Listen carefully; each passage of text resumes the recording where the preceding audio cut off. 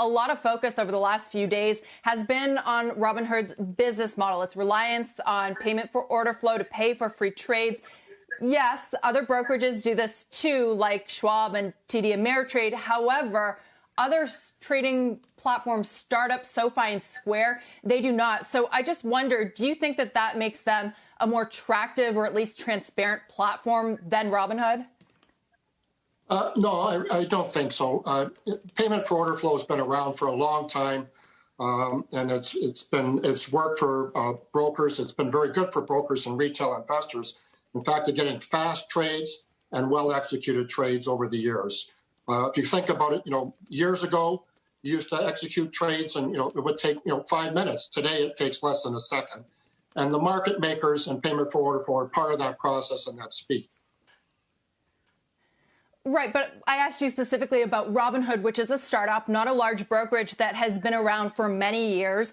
The fact that it brought in its in-house clearing a few years ago, at the time it was touted as a way for the company to grow faster, reach further into financial services. But in retrospect, would it have been better off? Would its traders have been better off if it had kept its clearinghouse as a third party, especially given the size difference between Robinhood and some of the other brokerages you're talking about? Well, I don't have any inside knowledge with respect to that. I guess that's a possibility.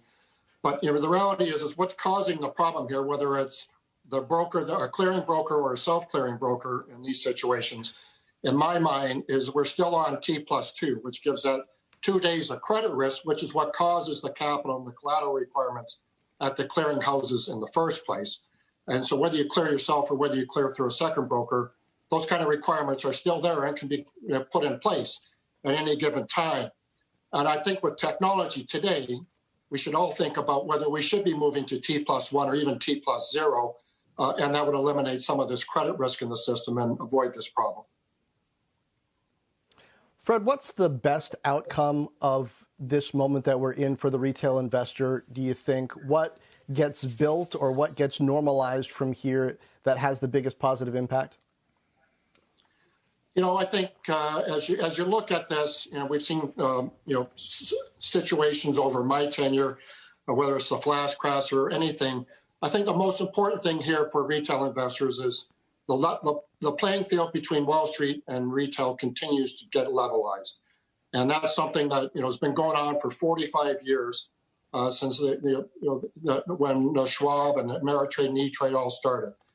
I think right now what happens here, I think the important thing is that the SEC and people in the industry stand back and do a good analysis of what's going on, what's causing issues here, and do that in a fact-based way and look at the root cause analysis of it. And that's what I'm saying, based on what I've seen and what I've read, T+2, there's no reason we can't move to T+0 over time in the industry, given technology today. And then the second thing, as I stand back and look at all this, social media has a lot of good things about it. And the fact that people can exchange ideas, investing and trading ideas online, I think are good things. However, just like we see in society today, when you're more irreverent and you get more incitement, you can get to extremes that cause problems. And how you deal with that is a broader societal issue. So I think all those two things, I think, are something to look at. Shepard Smith here. Thanks for watching CNBC on YouTube.